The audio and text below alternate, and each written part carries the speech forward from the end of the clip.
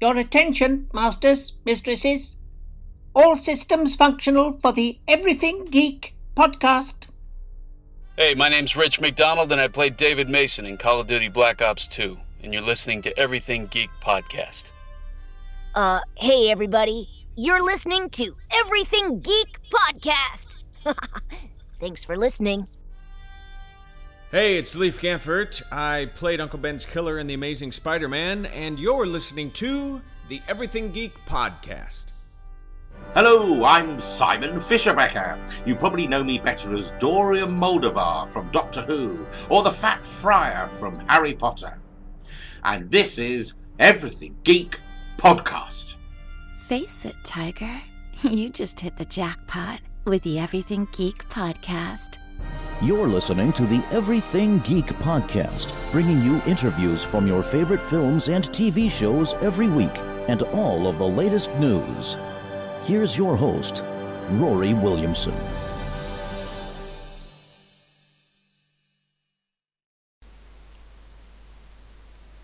Hello everyone, you're listening to the Everything Geek podcast.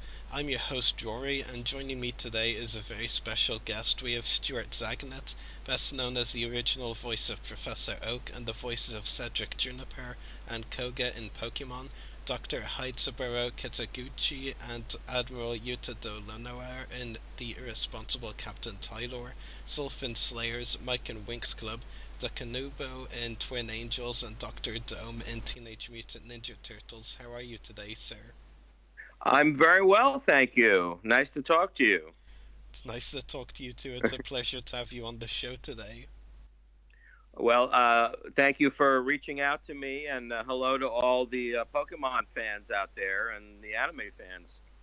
I hope you're all well and looking forward to having a nice conversation. Definitely.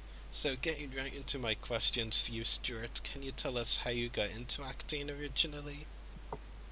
Well, acting, if we're talking about acting beyond anime, I started acting at a very young age, and I don't know what attracted me to it. Maybe it was a way to escape bullying, but it seemed to be a place I always wanted to be. So even from grade school, I was always the first one to volunteer and get up and do plays, and I continued that in high school. I majored in speech and theater in college, and then from graduating college, I was performing on stage, and kind of accidentally found my way into voice acting. So that was an interesting sidebar to my theater acting, and then then I also got to do some television and some film and some commercial work. So I pretty much done all the facets of the entertainment industry that you can do, plus a few Broadway shows along the way and some big national tours of shows. And but I think my years doing anime are kind of special to me, and certainly the years that I was doing Pokemon, I think I have a very fond memory of all that, and enjoyed it very much. Absolutely. So can you tell us how you were originally cast as Professor Oak in Pokemon? Yes, I had a friend. I still have a friend, and he used to be an actor. He now has left the acting profession, and he's a lawyer. But he knew this gentleman who was doing this new anime show, and I don't even remember if he told me the name of it. But he said they're looking for a lot of different voices, and they're looking for character voices. So he gave me a phone number to call, and he said, tell them that he recommended me. So I called up, and they set up an appointment. And I went in, I got about a week later, and they had me record about 4 or 5 different characters. And I didn't really know what it was about, but I looked at some of the videos and the copy, and I said, okay, I'll give it a try. And I guess it was about a week or two later, I got a phone call, and they said, well, we'd like you to do this professor role. And I said, okay. So they started setting up sessions to do the episodes for the first season. And I'd go in and I wouldn't really remember what I did at the audition. So they would play back my audition tape for me so I could remember what vocal qualities I was doing for this character. And, you know, it took a while for it to sink in because I don't think at the time I was really aware of what I was doing, but I looked at the picture and I said, well, I think this is how it should sound. And I guess after a few, you know, getting the first season down, it started to become second nature to me. So, but there was a funny sidebar to that because early on in the first season, they also had me do some of the video games. So I would go in, and they had a producer from Japan who really was not a native English speaker. English was a second language for him. So I would be in the booth, and I'd be speaking different sentences, and he wasn't really happy, and so he stopped me, and he got on the microphone, and all he could say was, no, more oki. And I thought about that, and I think what he was talking about was the kind of scratchiness in the voice that Professor Oak had. And when he said that, it kind of triggered that for me. So I started to do that, and that was what he was talking about. So from then on, I knew exactly how to talk like Professor Oak. So, and now, of course, I can do it in my sleep. So I've been doing it such a long time. Yeah, it's really funny, and it's just one of those, you know, memories that you kind of hold on to. Like, once something like that happens, you just remember it, and then, like you said, it just becomes second nature. Like, when you're doing a session as Professor Oak, you just have to think back to that memory, and then you're like, yeah, I know what I need to do. Right, and I guess it got to a point where when we were doing episodes in the next few seasons, we always had to try to squeeze the English lines into the same lip flaps that were designed for the Japanese voices. So they didn't always fit so well, so we had to make them fit.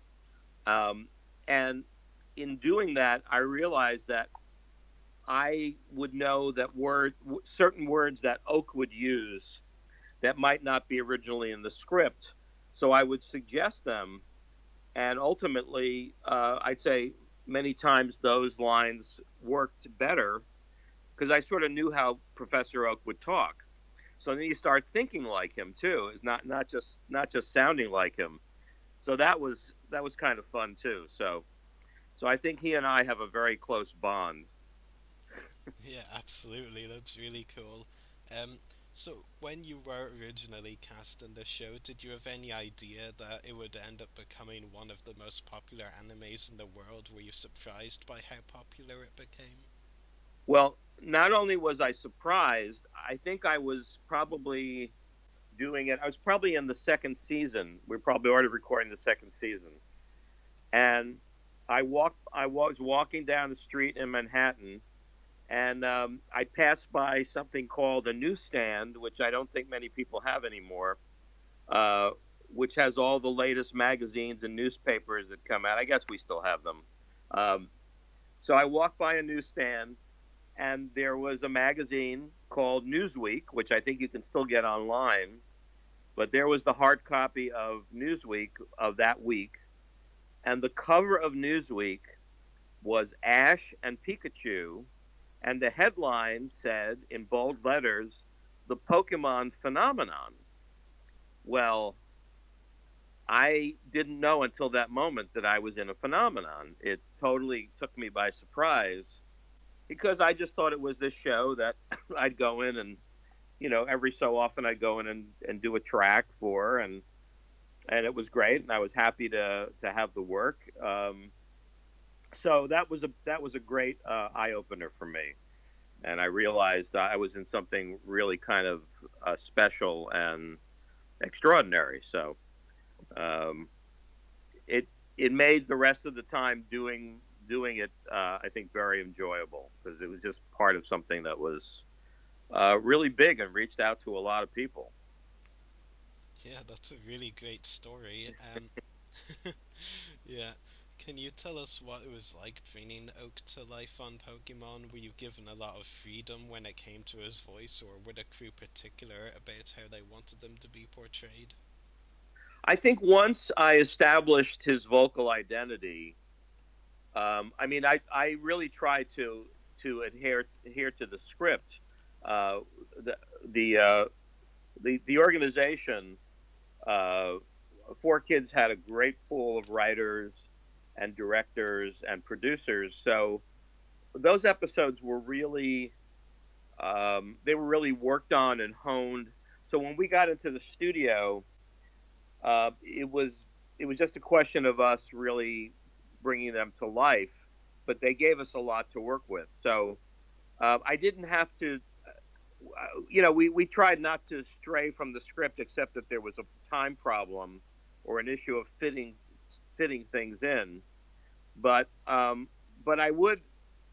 got to the point where I really understood, how he was thinking, and so it made it easier for me to translate that into the emotions that would fit him in those particular moments. And I just think it was a very successful melding of actors and writers and directors. So we were a good team, and I think we put out a very solid product for a lot of years. So I think we're all very proud of that.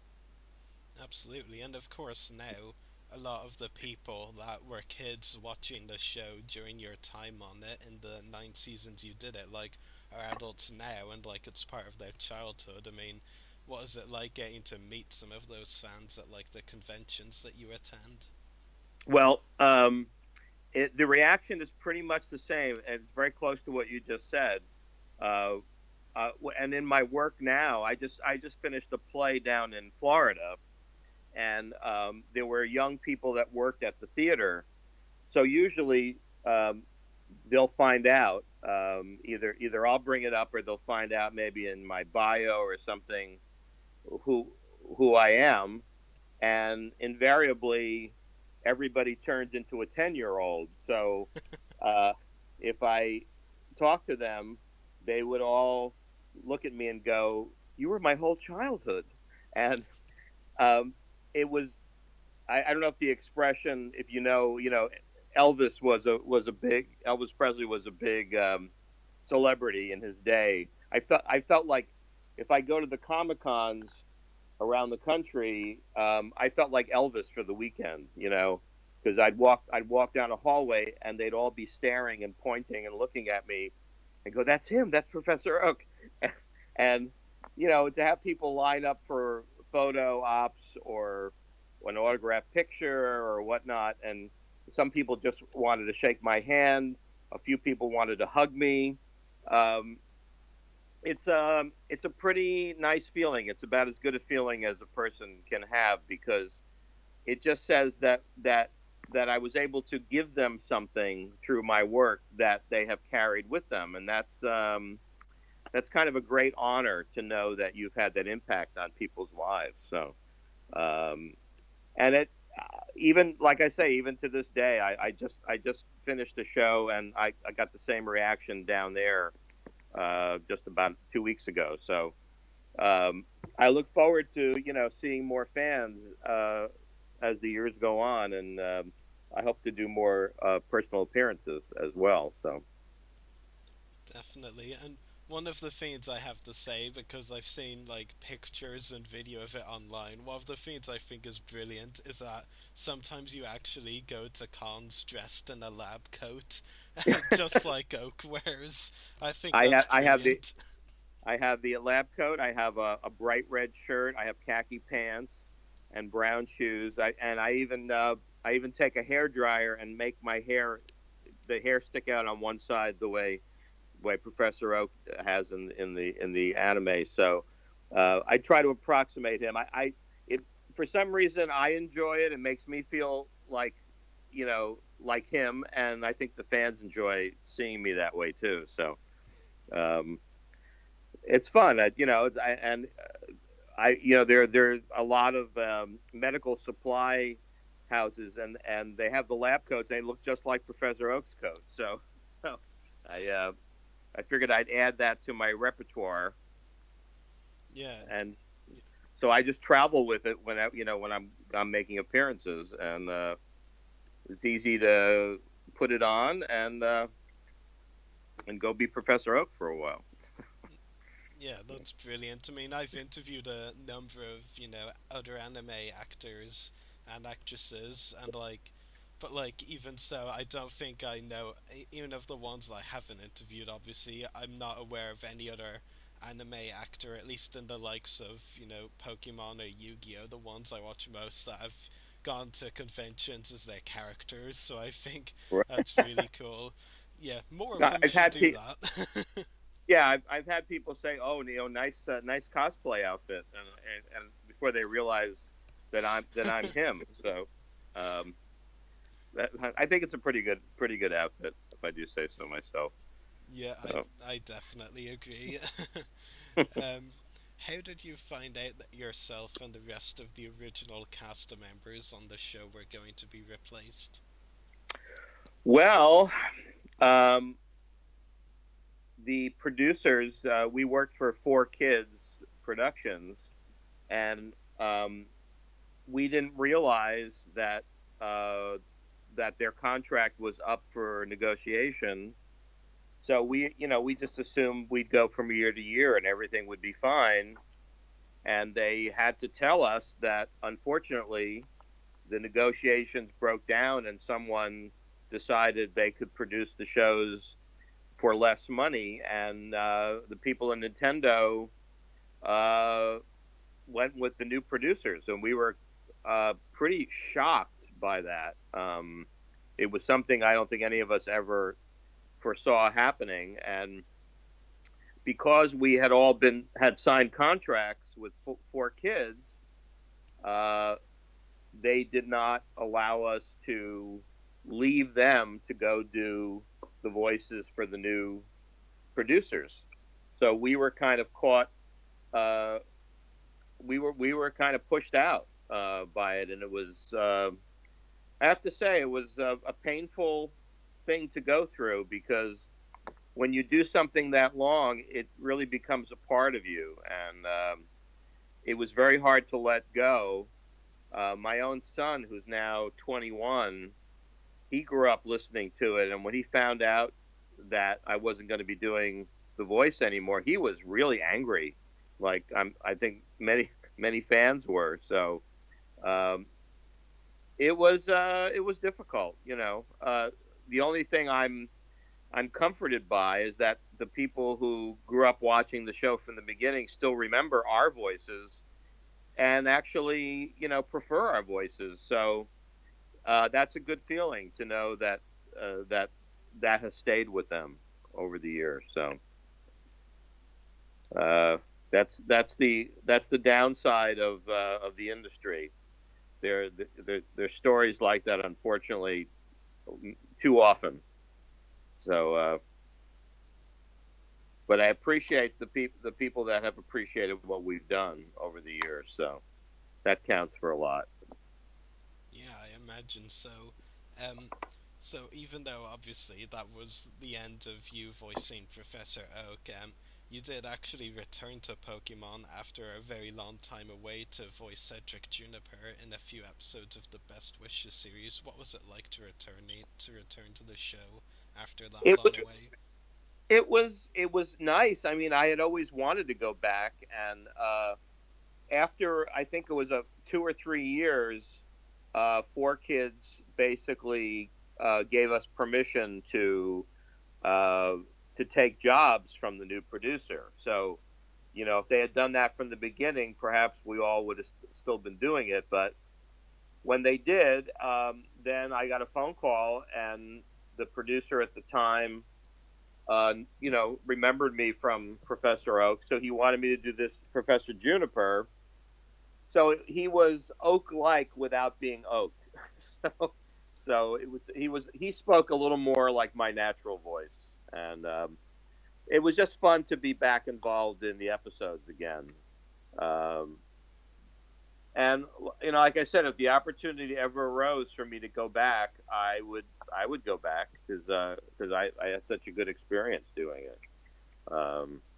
All my memories of it were very positive and pleasant. So,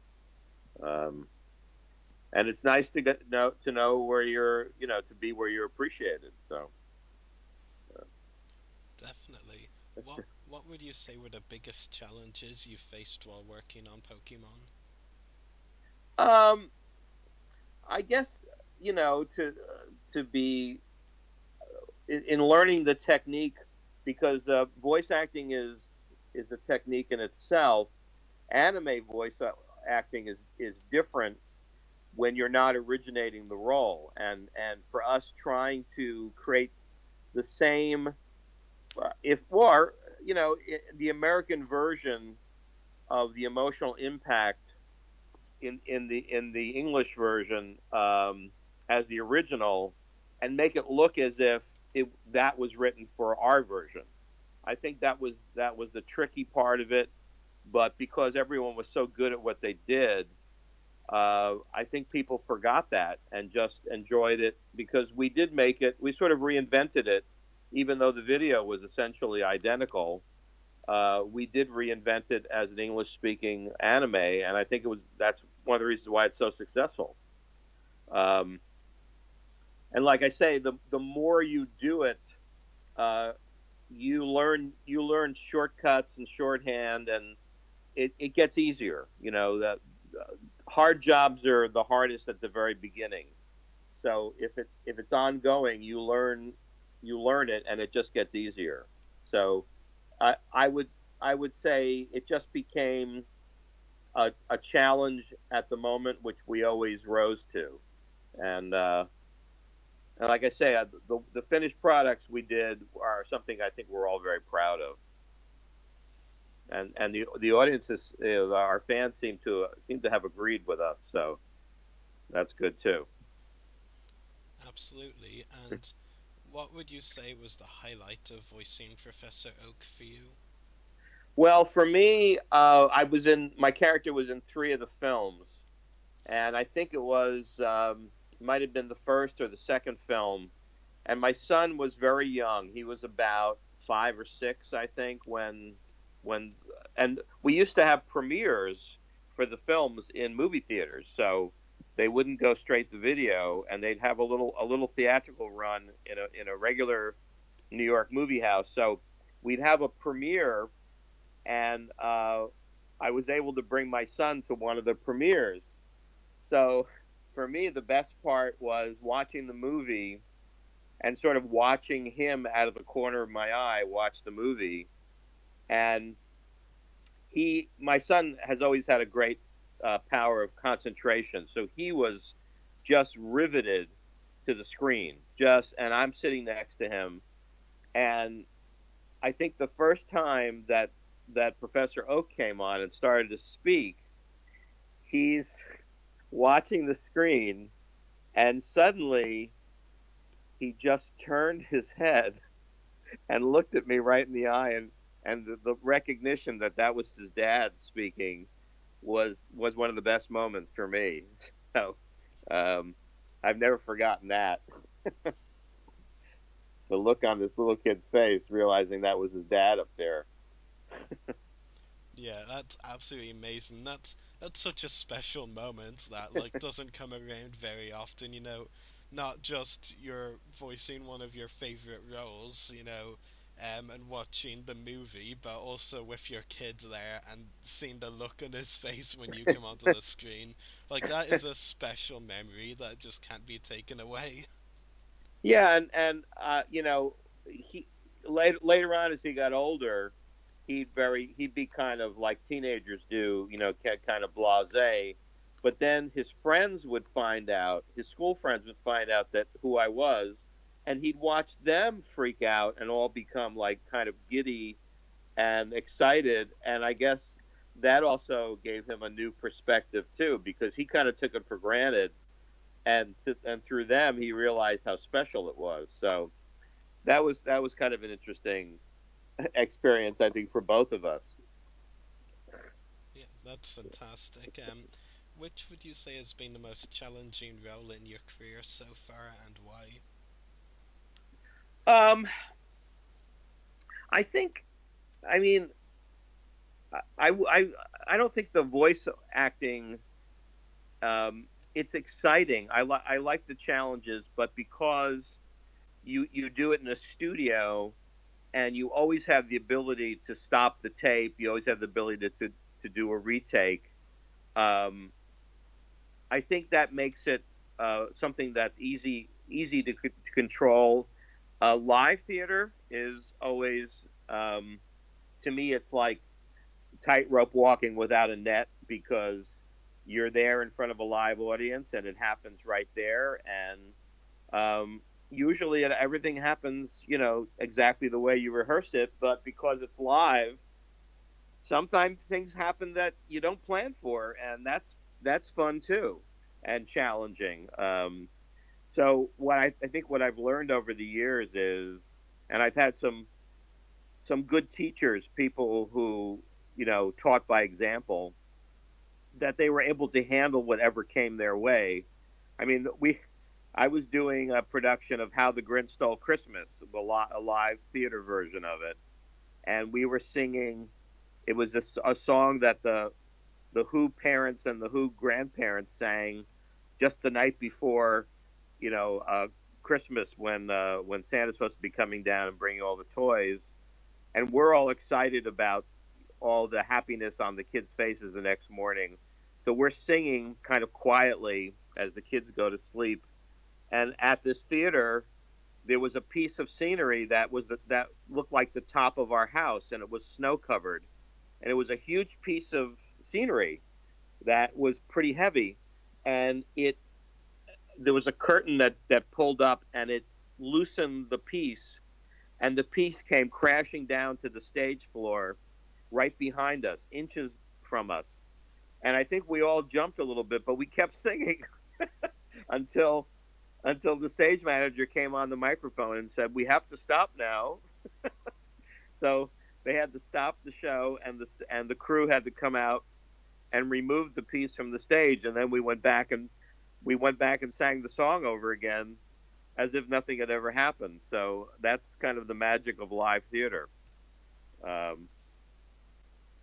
And I think that's exciting too, because it never gets boring that way, Yeah, definitely. That is some story, like, and some experience, because, like, how different could things have been if, like, if all of you were like a few inches the other way, like it would have come crashing down on you. It's like just crazy to think about. They probably would have stopped the show and taken us to the emergency room, probably. Yeah, it's just that's scary, to be honest. Like, and yeah. Well, it's but that's also what makes it unique too. And I that's why I love live theater, because it's happening right now, and you're experiencing it. You and the other people are experiencing this particular show right now, and it's never going to be exactly that show, because with the human element, there's always small little differentiations. So, the fact that it's a unique experience that will never be completely replicated is kind of exciting to me. So, but by the same token, when you do something that you record and you're happy with it, and it's there to be enjoyed and enjoyed again, that's pretty good too. So, I guess this is my way of saying it's all good, no matter what it is. Definitely. My final question for you, Stuart: do you have any upcoming acting roles or any other projects that you would like to talk about? Well, I'm gonna be in. There's two TV series that I'm happy to say I've already filmed them, and they're going to be both coming out in March. Netflix has the Jessica Jones series, and it's in the second season, and I have a guest spot in one episode of the second season. And then Alan Cumming, who was in The Good Wife, has a new series called Instinct, and that premieres in March, I think in a few more weeks, like the middle of March. And I did a guest spot on this first season of that series. So those are television things, and we'll see what happens as far as theater goes. About a year ago, I was on tour with the musical Wicked, playing the Wizard of Oz, which was really a fun. I guess he was the perfect equivalent to Professor Oak. And I toured all over the United States for 15 months. So, with any luck, maybe I'll get a chance to go back and revisit the Wizard too. That's a great role. So other than that, we'll see what happens. The life of an actor is you finish a job and then you always look for another one. So hopefully there'll be other ones on the horizon. And you never know. Maybe I'll be doing anime again. You know, we can only hope. Definitely, and I have to say, hand on heart, Jessica Jones is one of my favorite of superhero shows and of the Marvel Netflix shows. Like, I had a little quiet geek out moment.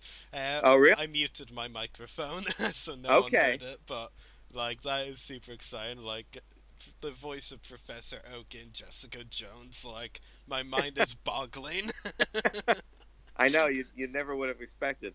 I think the name of the episode is AKA FaceTime. I think that's what it's called. So you can look for that episode, and then look for me. I'm a little in disguise. I'm wearing a lot of extra facial hair on it, but I'm there.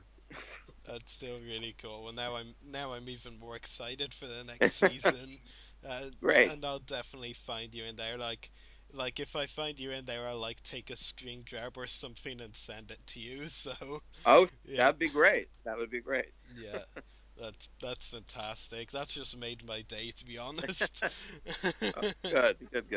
Yeah. So before I let you go, we also have a question from one of our listeners, if that's okay. Sure. So, Mark would like to know, how did your time on Pokemon compare when 4Kids were in control to when you came back for the show when it was being done by the Pokemon Company International? That's a tough question. I mean, I would say that it was a little more intimate after 4Kids, but I only really worked on that one season, so it doesn't compare in the sense that I did 9 seasons with 4Kids. It seemed like a larger operation, but they still cranked them out. And if they called me, I would certainly do more for them. So. Yeah, definitely. Yeah, it's really cool. That's all of our questions for you today, Stuart. It's been a pleasure talking to you on the show. Well, nice talking to you, and hello to all your fans. And wait, somebody wants to say something. And I just want to say thank you all for listening, and hopefully we'll talk soon. All right? Yeah, definitely. We'll definitely talk soon, and I'll be looking forward to talking to you on the show again sometime. Thanks again for joining us, and take care. Bye. All right. Bye-bye. Bye-bye. Time to wrap up today's show. Make sure to check out our podcast links. Check out our website, website.everythinggeekpodcast.com/EGP. Check out our Facebook page, www.facebook.com/everythinggeekpodcast. Check out our YouTube channel, www.youtube.com/user/everythinggeekcast. Check us out on Twitter, twitter.com/everythinggeekp. Check us out on Instagram, Instagram.com/official Everything Geek Podcast. Check out our Mixcloud profile, www.mixcloud.com/everythinggeekpodcast. Email us at the following email, everythinggeekpodcast@gmail.com. Check out our companion podcast, Everything Geek Comic Cast, www.facebook.com/everythinggeekcomiccast. Make sure to check out the hosts' YouTube channels. Mine is www.youtube.com/shooter/septusdestroyers.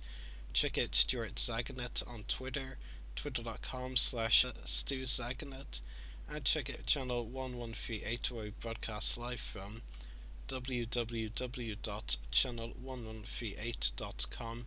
Geeks out, everyone. I didn't really know people were watching it because, we go to work and we're sitting in a tiny booth and, you have the director and the engineer there and yourself and you are in this weird insulated world not knowing if...